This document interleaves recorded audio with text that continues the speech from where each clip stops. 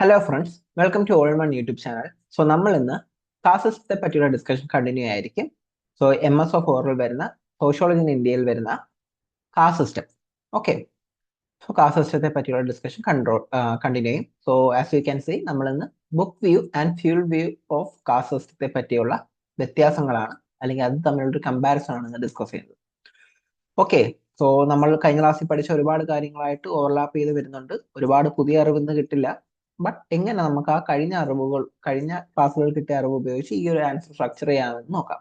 So ക്ലാസ്സിന്റെ structure അറിയാത്തവർക്കായിട്ട് നമ്മൾ ആദ്യം ആ കൺസെപ്റ്റ് ക്ലാരിറ്റി തരും. അതിനുശേഷം ആ കിട്ടിയ കൺസെപ്റ്റ് ഉപയോഗിച്ച് എങ്ങനെ ഒരു 500 വാക്കുകളിൽ നമ്മുടെ എക്സാമിന് ഡിമാൻഡ് അനുസരിച്ച് ആൻസർ എഴുതാമെന്നും കൂടി കാണിച്ചു തരുന്നതായിരിക്കും. സോ ആൻസർ നമ്മളിവിടെ തയ്യാറാക്കി വെച്ചിട്ടുണ്ട്. ആൻസറിന്റെ PDF കിട്ടാനായിട്ട് ഡിസ്ക്രിപ്ഷൻ ബോക്സിലുള്ള ടെലഗ്രാം ചാനൽ ജോയിൻ ചെയ്യുക. Okay, so make sure you subscribe this YouTube channel as well. So yeah, as you can see, book view and field view on caste system. So നമുക്ക് ഒറ്റ വാക്കി പറയുവാണെങ്കിൽ, അതായത് cast സിസ്റ്റത്തെ പറ്റിയുള്ള ആദ്യത്തെ പഠനം ഭയങ്കര സ്ക്രിപ്ച്വൽ ആൻഡ് ഫിലോസഫിക്കൽ ഇന്റർപ്രിട്ടേഷൻ ആയിരുന്നു, അല്ലേ? സ്ക്രിപ്ച്വൽ ആൻഡ് ഫിലോസഫിക്കൽ ഇന്റർപ്രിട്ടേഷൻ ആയിരുന്നു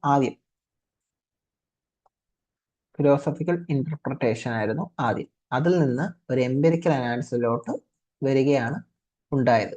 ഈ എംപിരിക്കൽ അനാലിസിസ് എന്ന് പറയുമ്പോൾ നമുക്ക് ഫീൽഡ് വ്യൂ ആയിട്ട് പറയാം. ഓക്കെ, ഫീൽഡ് വ്യൂ ആയിട്ട് പറയാം. സ്ക്രിപ്ച്വൽ ആൻഡ് ഫിലോസഫിക്കൽ അനാലിസിസിനെ നമുക്ക് ബുക്ക് വ്യൂ ആയിട്ടും പറയാം. ഓക്കെ, സോ ബുക്ക് വ്യൂവിൽ മെയിനായിട്ട് പറയുന്നതെന്ന് വെച്ചാൽ റിലീജിയസ് ഐഡിയയിൽ നിന്നാണ് സംസാരിച്ചത്.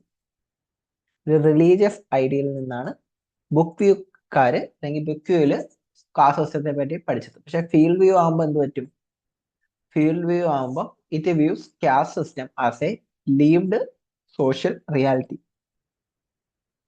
ഒരു സോഷ്യൽ റിയാലിറ്റി ആയിട്ടാണ് കാണുന്നത്. ഓക്കെ, അതായത് മറ്റേ ഡിവൈൻ ഓർഡർ പരിപാടിയൊക്കെ വിട്ടിട്ട്, ഓക്കെ, ഒരു സോഷ്യൽ റിയാലിറ്റി, മറ്റ് സോഷ്യൽ റിയാലിറ്റി പോലെ ഒരു സോഷ്യൽ റിയാലിറ്റി മാത്രമായിട്ട് കണ്ടു തുടങ്ങുകയാണ് ഉണ്ടായത്. സോ നമുക്ക് ബുക്ക് വ്യൂവിനെ പറ്റി ഡീറ്റെയിൽ ആയിട്ട് നോക്കാം. ബുക്ക് വ്യൂ എന്താണെന്ന് ഡീറ്റെയിൽ ആയിട്ട് നോക്കാം. കഴിഞ്ഞ ക്ലാസ്സിൽ പഠിച്ച കാര്യങ്ങളൊക്കെ തന്നെയാണ്. എന്താണ് ബുക്ക് വ്യൂ? ബുക്ക് വെച്ചായിരുന്നു പഠിക്കുന്നത്, ടെക്സ്റ്റിലാണ്. അതായത് ബ്രാഹ്മണിക്കൽ ടെക്സ്റ്റ് ഒക്കെ എഴുതിയത് ബ്രാഹ്മിൻസ് ഒക്കെ ആയിരുന്നല്ലോ. മെയിനായിട്ട് ബ്രാഹ്മിൻസ് ഫോളോ ചെയ്യുന്ന ടെക്സ്റ്റ് ആണ്. അപ്പൊ ഒരു ബ്രാഹ്മണിക്കൽ ടെക്സ്റ്റിലാണ്, ബ്രാഹ്മണിക്കൽ പെർസ്പെക്റ്റീവ് ആണെന്ന് പറയാം. Okay, it provides A normative understanding of caste system and society. അതായത് അന്നത്തുള്ള നോംസിനെ ജസ്റ്റിഫൈ ചെയ്യുന്ന രീതിയിലൊക്കെ ഉള്ള ഒരു എക്സ്പ്ലനേഷൻ ആയിരുന്നു ബുക്കിൽ നിന്ന് കിട്ടിയത്. സോ ഒരു normative understanding one caste system എന്ന് നമുക്ക് പറയാം. ഇവിടെ ഉപയോഗിച്ച സോഴ്സസ് എന്തൊക്കെയാണ്? മനുസ്മൃതി പറയാം, ധർമ്മശാസ്ത്ര പറയാം, ഋഗ്വേദ പറയാം. ഓക്കെ, അങ്ങനെയുള്ളതാണ് അവരുടെ സോഴ്സസ് എന്ന് നമുക്കിവിടെ പറയാം. സോ ദേ വ്യൂഡ്, അവർ മേജറായിട്ട് പ്രയോറിറ്റി കൊടുത്തത് വർണ്ണ മോഡലിനെ ആയിരുന്നു. വർണ്ണ മോഡൽ അല്ലേ, നമുക്കറിയാം, ബ്രാഹ്മിൻ, ക്ഷത്രിയ, വൈശ്യ, ശൂദ്ര, ആ ക്ലാസിഫിക്കേഷൻ വരുന്ന വർണ്ണ മോഡലിന് കൊടുക്കുകയും ഈ വർണ്ണ ഒരു ഡിവൈൻലി ഓർഡർ ആണെന്ന് പറയുകയും ചെയ്തു. ഡിവൈൻ ഓർഡർ ആണെന്ന് പറഞ്ഞു വെക്കുകയും ചെയ്തു. ഓക്കെ, ഈ വർണ്ണ അവർക്ക് എവിടെ നിന്നാണ് കിട്ടിയത്? ഈ വർണ്ണ കോൺസെപ്റ്റ് എവിടെ നിന്നാണ് കിട്ടിയത്? ഋഗ്വേദത്തിലെ പുരുഷ സൂക്ത അല്ലേ, പുരുഷ സൂക്ത. ഓക്കെ, പുരുഷ സൂക്ത ആണ് കിട്ടിയത്. സോ അത് വെച്ച് 4 വർണ്ണകളുണ്ട്. അതിൽ എങ്ങനെയാണ് ക്ലാസിഫൈ ചെയ്തേക്കുന്നതൊക്കെ നിങ്ങൾക്കറിയാം. ബ്രാഹ്മിൻസ് മുകളിൽ വെച്ചു, ക്ഷത്രിയ, വൈശ്യ, ശൂദ്ര, ആ രീതിയിലുള്ള ക്ലാസിഫിക്കേഷൻ നമുക്കറിയാം. ഓക്കെ, ബുക്ക് വ്യൂക്കാർ എങ്ങനെയാണ് സൊസൈറ്റിയെ ചെയ്തത്?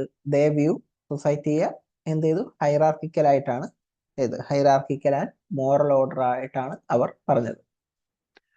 സൊസൈറ്റിയെ അല്ലെങ്കിൽ കാസ്റ്റ് സിസ്റ്റത്തിനെ ഹൈറാർക്കിക്കൽ ആൻഡ് മോറൽ ഓർഡർ ആയിട്ടാണ് പറയുന്നത്. സോ ഞാനിവിടെ കീവേഡ്സ് ആണ് പറയുന്നത്. ഓക്കെ, ഇത് ഉപയോഗിച്ച് നമുക്ക് എങ്ങനെ ഒരു പാരഗ്രാഫ് ഫോം ചെയ്യാം, സെന്റൻസ് ഫോം ചെയ്യാം എന്നുള്ളത് പിന്നെ നമ്മുടെ ആൻസറിന്റെ PDF വായിച്ചു നോക്കുമ്പോൾ മനസ്സിലാവും. ഓക്കെ, പിന്നീട് ഇവിടെ വന്നതാണ് പ്യൂരിറ്റി പൊല്യൂഷൻ ഐഡിയോളജി. ലൂയിസ് ഡുമോണ്ട് ഒക്കെ നമുക്കിവിടെ പറയാൻ വേണമെങ്കിൽ, ഓക്കെ, ലൂയിസ് ഡുമോണ്ട് ഒക്കെ ഈ ഒരു ആശയം പ്രൊമോട്ട് ചെയ്ത ഒരാളാണ്. So purity and pollution concept ഭയങ്കരമായിട്ട് ഇവിടെ ചെയ്തിരുന്നു. അതായത് കാസ്റ്റ് സിസ്റ്റം ഡിറ്റർമൈൻ ചെയ്യുന്ന ഒരു കാര്യമായിട്ട് തന്നെ കാസ്റ്റ് സിസ്റ്റം, ഒരാളുടെ ഒരു കാസ്റ്റ് ഡിറ്റർമൈൻ ചെയ്യുന്നത് അയാളുടെ പ്യൂരിറ്റി പൊല്യൂഷൻ അല്ലെങ്കിൽ ആ കാസ്റ്റിന്റെ പ്യൂരിറ്റി ആൻഡ് പൊല്യൂഷൻ ആംഗിൾ നോക്കിയിട്ടാണ് ഡിസൈഡ് ചെയ്യുന്നതെന്നാണ് പറയുന്നത്. ഓക്കെ, സോ നമ്മൾ ലൂയിസ് ഡുമോണ്ട് പറഞ്ഞപ്പോൾ ലൂയിസ് ഡുമോണ്ട് എന്താണ് പറഞ്ഞത്? ഹൈറാർക്കിയാണ് എല്ലാം, ഹൈറാർക്കി ഓവർ ഇന്നിക്വാലിറ്റി. അതായത് നിങ്ങൾ ഇന്നിക്വാലിറ്റി ഒന്നും അല്ല നോക്കണ്ട, ഇവിടെ ഹൈറാർക്കിയാണ് എല്ലാം. ആ ഒരു ഐഡിയ ആണ് പുള്ളി തന്നത്, ഹൈറാർക്കി ഓവർ ഇന്നിക്വാലിറ്റി. ഇനി ഇവിടെ ക്രിറ്റിസിസം നോക്കാം. മെയിൻ ആയിട്ട് എന്തൊക്കെയായിരുന്നു? Textual Brahmanical normative understanding one caste system, sources കണ്ടു, വർണ്ണ മോഡൽ കണ്ടു. ഓക്കെ, ഡിവൈൻ ഓർഡർ ആണെന്ന് ഇവർ പറഞ്ഞു വെക്കിച്ചു, ഹൈറാർക്കി ആണെന്ന് പറഞ്ഞു, പ്യൂരിറ്റി പൊല്യൂഷൻ പറഞ്ഞു. പിന്നെ നമുക്കിവിടെ വേണമെങ്കിൽ എൻഡോഗമി പറയാം. ഓക്കെ, ഇങ്ങനെയുള്ള കാര്യങ്ങൾ പറയാം. ആൻഡ് ഇതിന്റെ ക്രിറ്റിസിസം ആയിട്ട് എന്ത് പറയാം?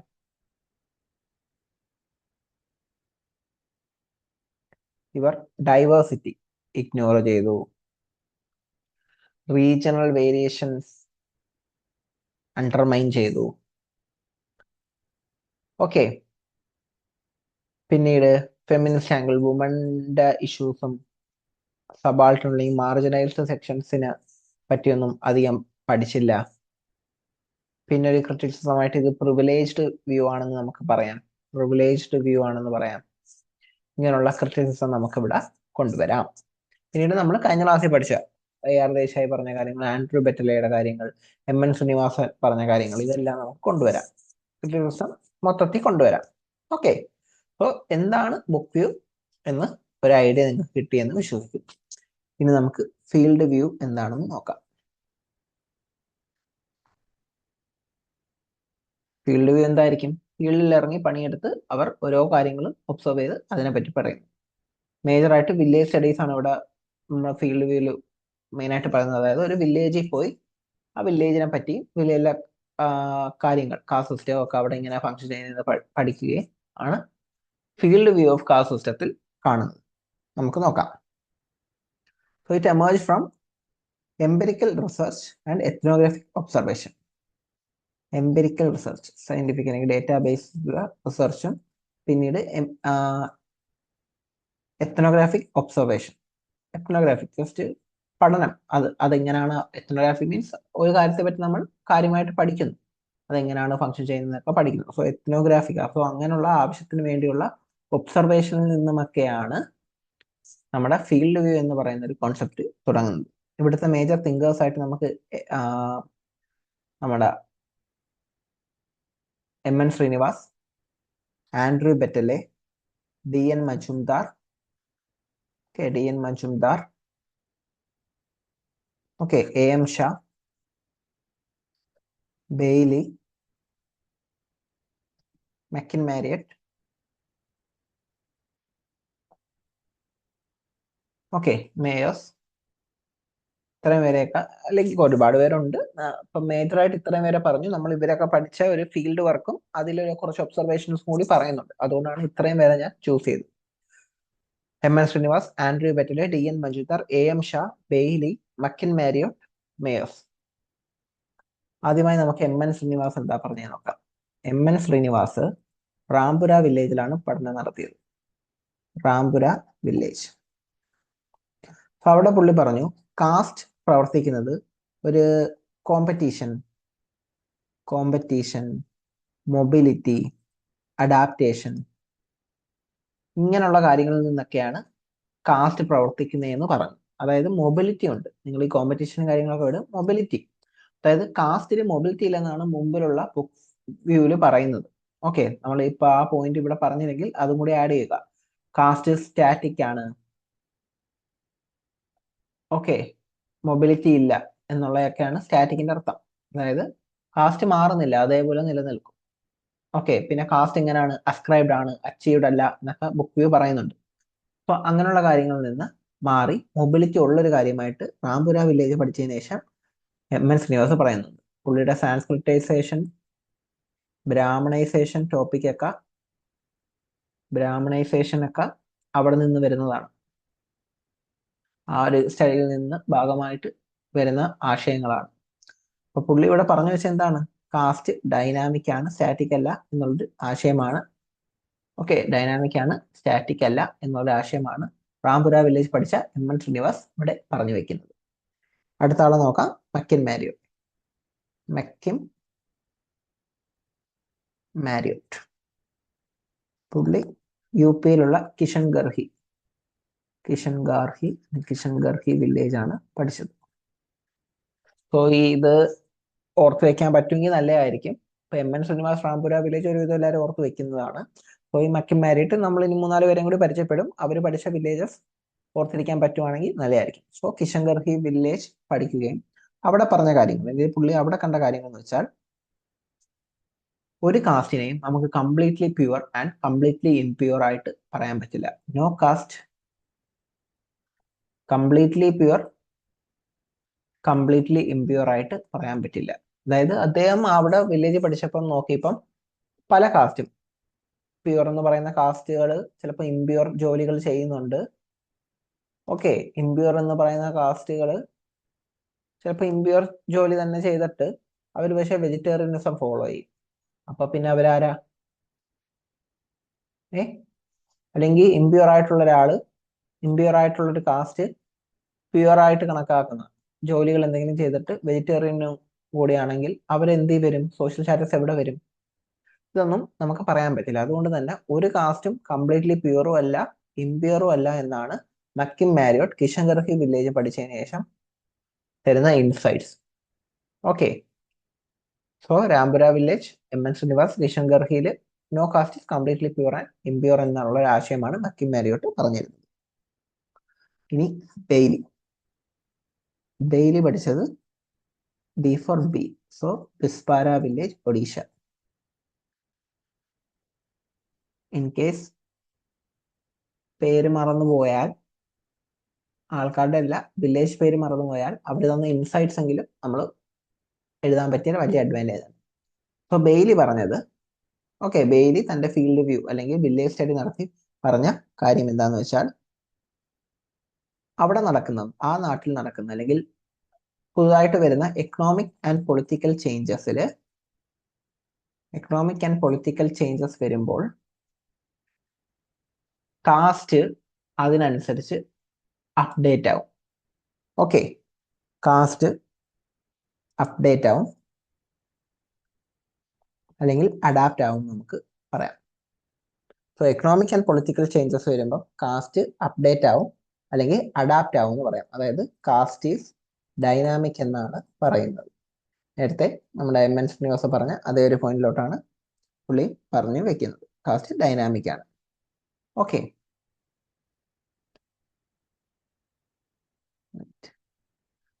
ബെയ്ലിയെ അവിടെ നമ്മൾ കണ്ടു. പിന്നീട് 4-മതായിട്ട് നമുക്ക് മേയേഴ്സിനെ പഠിക്കാം. മേയർ പഠിക്കുന്നത് രാംകേരി വില്ലേജ് ആണ്, മധ്യപ്രദേശ്. രാംകേരി വില്ലേജ്, മധ്യപ്രദേശ്. സോ പുള്ളിയുടെ അവിടുത്തെ ഒബ്സർവേഷൻ എന്താണെന്ന് വെച്ചാൽ, എക്കണോമിക് ചേഞ്ച് വന്നെങ്കിലും കാസ്റ്റ് ഹൈറാർക്കി, റൂറൽ ഇന്ത്യയിലെ കാസ്റ്റ് ഹൈറാർക്കി മേജർലി സർവൈവ് ചെയ്തത് കമൻസാലിറ്റി മൂലമാണ്. ഇവിടുത്തെ മേയേഴ്സിന്റെ മെയിൻ ഇൻസൈറ്റ്സ് എന്തായിരുന്നു വെച്ചാൽ, സോ എക്കണോമിക് ചേഞ്ച് വരുമ്പം പലയിടത്തും കാസ്റ്റ് ഹൈറാർക്കിയൊക്കെ കുറയുന്നതായിട്ടായിരുന്നു അതുവരെയുള്ള പഠനം. പക്ഷേ ഇവിടെ പറഞ്ഞു എക്കണോമിക് ചേഞ്ച് ഉണ്ടെങ്കിലും കാസ്റ്റ് ഹൈറാർക്കിയൊക്കെ പെർസിസ്റ്റ് ചെയ്യുന്നുണ്ട്. കാരണം കമൻസാലിറ്റി എന്ന് പറയുമ്പോൾ ഇന്റർ ഡൈനിങ്ങും പരിപാടിയൊക്കെയാണ് commensality. Okay, so commensality persist ചെയ്യുന്നുണ്ടായിരുന്നു even though economic change had happen. അതായിരുന്നു റാംകേരി വില്ലേജ് പഠിച്ച മേയേഴ്സിന്റെ ഇൻസൈറ്റ്സ്. ഓക്കെ, ഇനി അടുത്തതായിട്ട് തഞ്ചാവൂർ പഠിച്ച നമ്മുടെ ആൻഡ്രി ബെറ്റലെ പറ്റി നോക്കാം. ആൻഡ്രി ബെറ്റലെ പഠിച്ചത് തഞ്ചാവൂർ വില്ലേജ്. ഓക്കെ, സോ അവിടുത്തെ ഇൻസൈറ്റ്സ് നോക്കാം. പറഞ്ഞെന്ന് വെച്ചാൽ റിച്വൽ ഹൈറാർക്കി അല്ലെങ്കിൽ റിച്വൽ സ്റ്റാറ്റസ് എപ്പോഴും ഓക്കെ, റിച്വൽ സ്റ്റാറ്റസ് ഉണ്ടെന്ന് വെച്ച് അവരാണ് ആ സൊസൈറ്റിയുടെ പൊളിറ്റിക്കൽ ആൻഡ് എക്കണോമിക് കാര്യങ്ങൾ തീരുമാനിക്കുന്നതെന്ന് ഒരർത്ഥമില്ല എന്ന് ആൻഡ്രൂ ബെറ്റലെ പറഞ്ഞു വെക്കുന്നുണ്ട്. അതായത് റിച്വൽ സ്റ്റാറ്റസ് അല്ല എല്ലാം. ചിലയിടത്ത് പൊളിറ്റിക്കൽ ആൻഡ് എക്കണോമിക്സ് കാര്യങ്ങൾ തീരുമാനിക്കുന്നത് ചിലപ്പം ക്ഷത്രിയാസ് ആകാം, വൈശ്യാസ് ആകാം, ശൂദ്രാസ് ആകാം. ശൂദ്രാസ് ആവാൻ സാധ്യത കുറവാണ് അന്നത്തെ ഒരു കാര്യം വെച്ച്, കാലഘട്ടം വെച്ച്. പക്ഷെ ക്ഷത്രിയാസ് ഓർ വൈശ്യാസ് ഒക്കെ ആവാം എന്നുള്ളൊരു ഐഡിയ ആണ് നമുക്ക് അതിൽ നിന്ന് കിട്ടേണ്ടത്. സോ റിച്വൽ സ്റ്റാറ്റസ് ആണ് എല്ലാം എന്ന് വിശ്വസിക്കരുത് എന്നുള്ളൊരു ഐഡിയ ആണ് ആൻഡ്രൂ ബെറ്റലെ തഞ്ചാവൂരിലെ അതിന്റെ വില്ലേജ് സ്റ്റഡി അല്ലെങ്കിൽ ഫീൽഡ് വർക്കിൽ നിന്ന് നമുക്ക് മനസ്സിലാക്കി തരുന്ന കാര്യം. ഇനി നമുക്ക് field work as in general നമുക്ക് പഠിപ്പിച്ച കുറച്ച് കാര്യങ്ങൾ നമുക്ക് നോക്കാം. സോ അത് പറഞ്ഞു, അതായത് കാസ്റ്റിന് ഒരു സിംഗിൾ പാൻ ഇന്ത്യൻ ഹൈറാർക്കി ആയിട്ടല്ല ഫീൽഡ് വ്യൂ കാണിക്കുന്നത്. പകരം അതൊരു റീജിയണൽ സ്പെസിഫിക് ആയിട്ടുള്ള ലോക്കൽ കോണ്ടസ്റ്റിൽ വളരെയധികം ഡിപ്പെൻഡ് ചെയ്തിരിക്കുന്ന, അതായത് റീജിയൻ അനുസരിച്ച് മാറും. ആൻഡ് അവിടുത്തെ ലോക്കൽ കാര്യങ്ങൾ, തഞ്ചാവൂരിൽ നമുക്ക് പറഞ്ഞു, തഞ്ചാവൂരിൽ റിച്വൽ സ്റ്റാറ്റസ് ഉള്ള ബ്രാഹ്മിൻസ് അല്ലായിരുന്നു അവിടെ മെയിൻ പൊളിറ്റിക്കൽ ആൻഡ് എക്കണോമിക്കൽ കാര്യങ്ങൾ തീരുമാനിച്ചത്. സോ അങ്ങനെയുള്ള ലോക്കൽ കോണ്ടെക്സ്റ്റുകൾ വരുന്ന കാര്യങ്ങളിലൊക്കെ ഭയങ്കരമായിട്ട് ഡിപ്പെൻഡന്റ് ആയിട്ട് കിടക്കുന്ന ഒരു കാര്യമാണ് കാസ്റ്റ് സിസ്റ്റം എന്നാണ് അവരുടെ ഐഡിയ ആണ് ഫീൽഡ് വ്യൂവിൽ നിന്ന് നമുക്ക് ജനറൽ ആയിട്ട് കിട്ടുന്നത്. ഇതിന് ഉദാഹരണമായിട്ട് നമ്മൾ ഇവിടെ വേറൊരു ഉദാഹരണം, നമ്മുടെ കേരളത്തില് തൊഴിലടിസ്ഥാനത്തിലാണ് അല്ലെ, ലേബറിന്റെ അടിസ്ഥാനത്തിലാണ് കാസ്റ്റ് ക്ലാസിഫൈ ചെയ്തുകൊണ്ടിരുന്നത്. നമ്മൾ കുലത്തൊഴിൽ എന്നൊക്കെ പറയുമല്ലോ. So caste developed around occupation and matrilineal tradition. Okay, so കേരളയിൽ caste developed around occupational and matrilineal traditions. Occupational and matrilineal traditions. Okay, പക്ഷെ നോർത്ത് ഇന്ത്യയിൽ എന്താണ് കാസ്റ്റ് ഡെവലപ്പ് ആയത്? അവിടുത്തെ അഗ്രികൾച്ചറൽ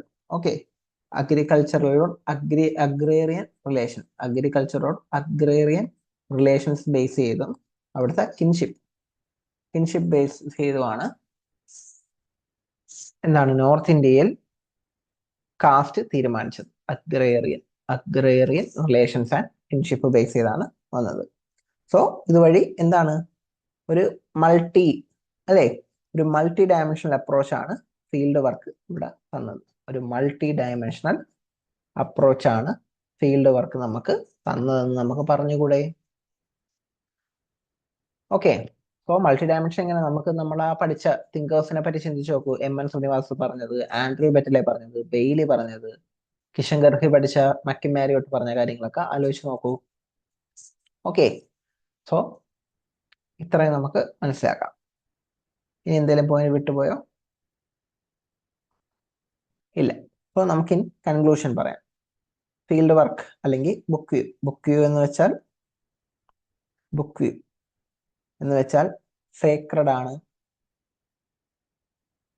ആണെന്ന് പറഞ്ഞു. കാസ്റ്റ് സിസ്റ്റം ഹൈറാർക്കിക്കൽ ആണെന്ന് പറഞ്ഞു, സ്റ്റാറ്റിക് ആണെന്ന് പറഞ്ഞു. Okay, it is based on purity and pollution എന്ന് പറഞ്ഞു.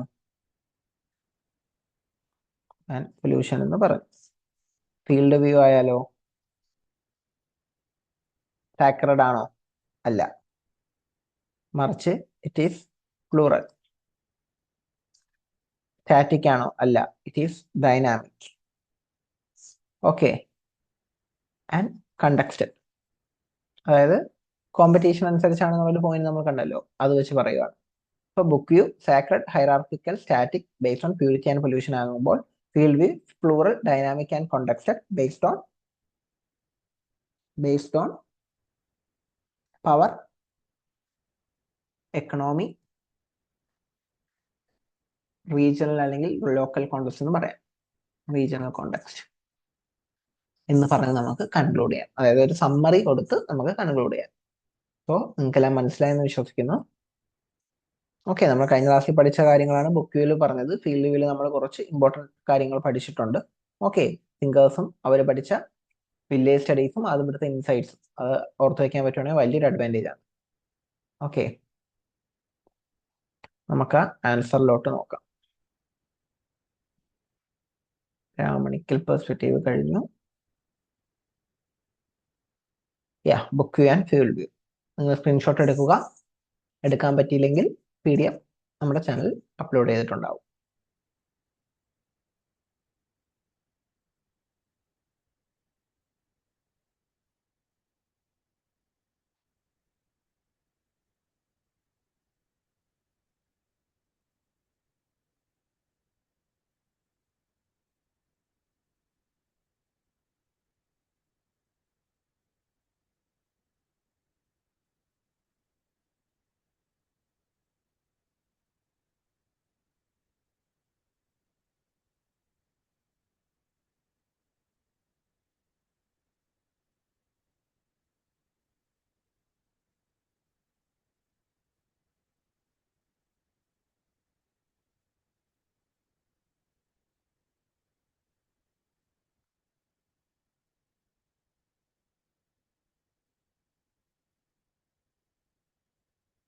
ഇത് നമ്മുടെ കൺക്ലൂഷൻ. അപ്പോൾ ഇത് കുറച്ചും കൂടി ഒരു ഭയങ്കര ഒരു ടോപ്പർ ലെവൽ എന്നൊക്കെ പറയാൻ പറ്റുന്ന ഒരു ആൻസർ ആയിട്ട് നിങ്ങൾ കണ്ടോ? കുറച്ച് വൊക്കാബുലറി ഒക്കെ കുറച്ച് കൂടുതലാണ് ഇവിടെ. സോ അത് കണ്ട് പേടിക്കണ്ട. നമ്മൾ ക്ലാസ്സിൽ എടുത്തപ്പോൾ പറഞ്ഞ നമ്മൾ എഴുതി കാണിച്ച കാര്യങ്ങളാണ് മേജർ കീവേഡ്സ്. ആ വാക്കുകൾ ഒരു സോഷ്യോളജി സ്റ്റുഡന്റ് അറിഞ്ഞിരിക്കേണ്ട വാക്കുകളാണ്. അല്ലാതെ ഈ ആൻസറിൽ ഒരു ആലങ്കാരികതയൊന്നും കണ്ട് പേടിക്കണ്ട. ഓക്കെ, ഹൈലൈറ്റ് ചെയ്തിട്ടുണ്ട് മേജർ ആയിട്ടുള്ള കീവേഡ്സ് ഒക്കെ, അല്ലാണ്ട് ക്ലാസ്സിൽ പറഞ്ഞിട്ടുമുണ്ട്. ഓക്കെ, അപ്പോൾ അത് എന്തായാലും നമ്മുടെ ആൻസറിൽ കാണണം. ഗ്രാമർ എററോ കാര്യങ്ങളൊക്കെ വന്നോട്ടെ, that's okay, but make sure you have the conceptual clarity. So I hope you get it from today's class. അങ്ങനെ ഒരു ഗ്രേറ്റ് ഡേ. കാസ്റ്റിന്റെ ഡിസ്കഷൻ നമ്മൾ ഇനിയും കണ്ടിന്യൂ ചെയ്യും. So make sure you subscribe our channel to not miss that content. Okay, അപ്പോൾ വീണ്ടും കാണാം. Bye by.